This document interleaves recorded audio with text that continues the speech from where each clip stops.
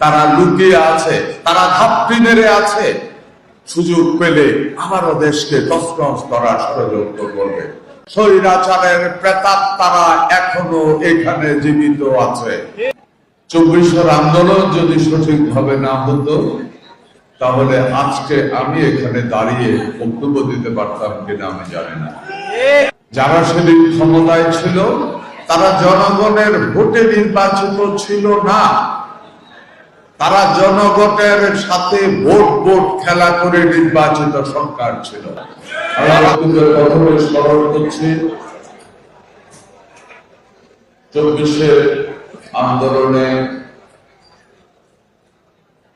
যারা আমাদেরকে ছেড়ে বিদায় দিয়েছে তাদের আত্মার মাগফিরাত কামনা করছি, শ্রদ্ধার সাথে স্মরণ করছি তাদেরকে, আজকে যাদেরকে আমি স্টেজে পেয়েছি, আমার সাথে যারা এসেছে এবং সারা বাংলাদেশে যারা এখনো অঙ্গের ব্যথা নিয়ে, অঙ্গ হারিয়ে এখনো কাঁপড়াচ্ছে, চিকিৎসার জন্য দেশ দেশান্তরে ঘুরে বেড়াতে হচ্ছে, তাদেরকে শ্রদ্ধার সাথে সালাম জানাচ্ছে। 24-এর আন্দোলন, এখানে আপনারা যারা উপস্থিত আছেন আমরা সবাই জানি একথা সত্য। 24-এর আন্দোলন যদি সঠিকভাবে না হতো, তাহলে আজকে আমি এখানে দাঁড়িয়ে বক্তব্য দিতে পারতাম কিনা আমি জানি না। বাস্তব সত্য যেটা, যুগ যুগে সারা বিশ্বের মানুষ একটা জিনিস সত্য, এই পৃথিবীর মালিক এই পৃথিবীর মানুষগুলো, এই দেশের মালিক এই দেশের মানুষগুলো। যারা সেদিন ক্ষমতায় ছিল তারা জনগণের ভোটে নির্বাচিত ছিল না, তারা জনগণের সাথে ভোট খেলা করে নির্বাচিত সরকার ছিল। তারা ভেবেছিল এইভাবে তারা এই দেশকে চালিয়ে দিয়ে যেতে পারবে, তাদের দুঃশাসনের কোনো প্রতিবাদ করবে না।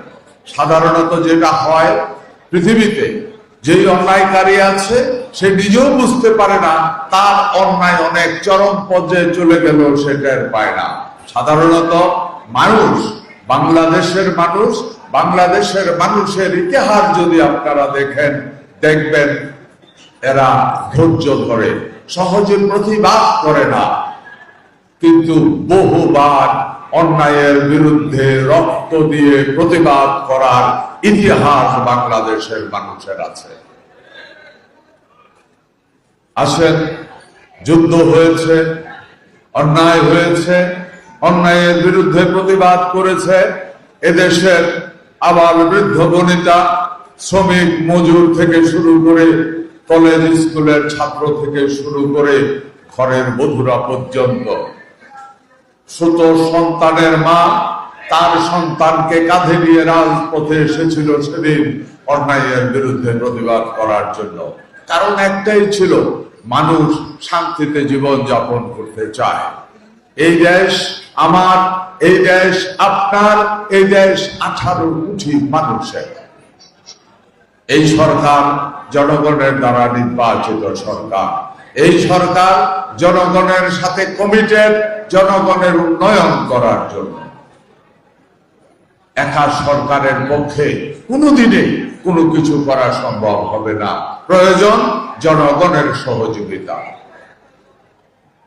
আমরা সরকার পরিচালনা করছি, সরকার আইন তৈরি করবে, পলিসি তৈরি করবে, ইমপ্লিমেন্টেশনের জন্য কাজ করে যাবে, কিন্তু এই ইমপ্লিমেন্টেশনের সহযোগিতা করতে হবে আমাদের এই দেশের প্রতিটি নাগরিকের।